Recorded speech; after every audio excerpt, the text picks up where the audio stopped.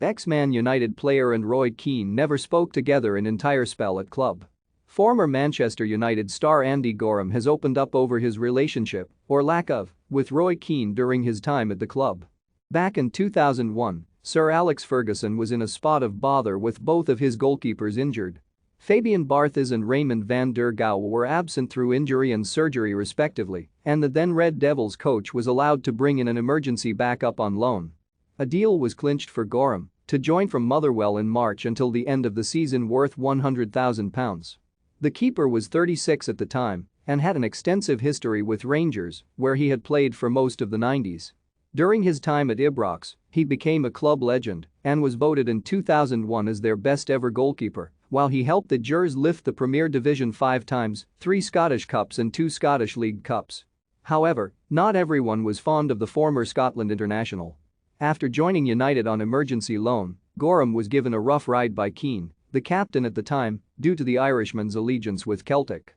The former United midfielder is a boyhood boys fan who have a less than friendly rivalry with Rangers. "We had nothing in common. His beliefs and my beliefs are a mile apart," Gorham said on the Anything Goes podcast. "We just never spoke. We had nothing in common. His beliefs and my beliefs are a mile apart. I met all the players in the dressing room, Steve McLaren took me around. I knew most of them, the Nevilles and all that, I played cricket with their dad. And it came to Roy Keane and you shake hands. He just looked at me and I went, 'There's no point, is there?' And he went, 'No.' And we never spoke for 3 months. From that second I knew there was no point in me making an effort with Keane. Roy had things he stood by, things that framed his life, beliefs he clung to with a burning intensity. Well, I had mine. What he did to me on that first morning at work at the most famous football club in the world didn't faze me. He was a Celtic man, I was a Rangers man. He didn't like me. End of story. Fair enough.